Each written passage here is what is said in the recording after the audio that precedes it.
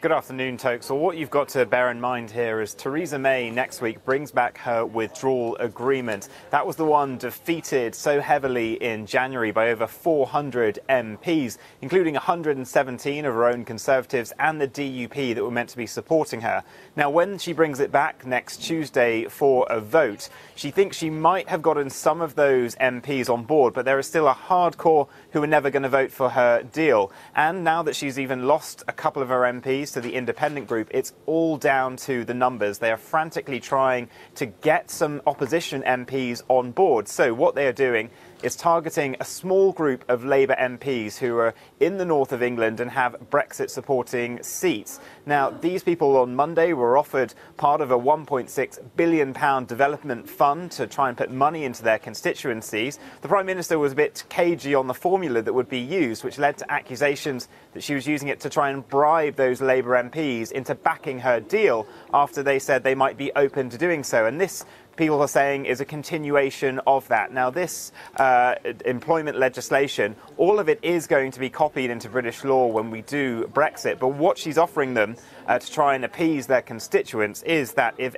there are future EU workers' laws put down, there will be a vote on those rights, trade unions will be consulted, and there will be a new single enforcement body to protect vulnerable and agency workers. So what she's hoping is that a couple of those Labour MPs might be willing now to vote on her deal to get her just over the line.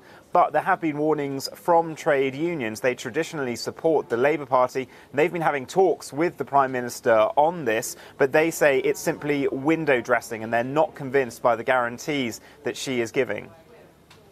Within this climate, Vincent, the Prime Minister is facing a question time this afternoon. What can she expect and what can we expect too? That's right. In a little while, the Prime Minister will have her weekly Prime Minister's question session in Parliament. And I think this week it's actually going to be dominated not by Brexit, but by the issue of knife crime.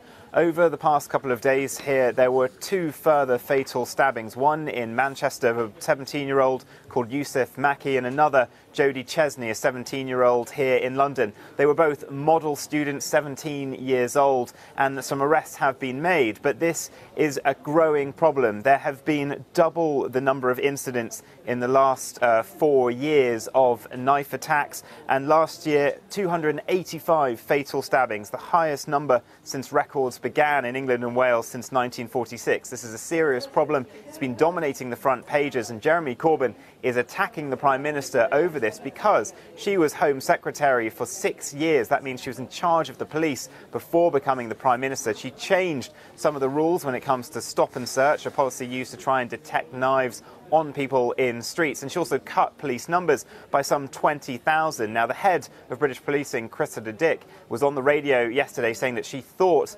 that cut in police numbers had led to this problem. The Prime Minister at the moment is denying this, but I think Jeremy Corbyn is going to go on a big attack at police numbers and also at the fact that many youth services during the austerity years were cut back, and now this problem is coming from that.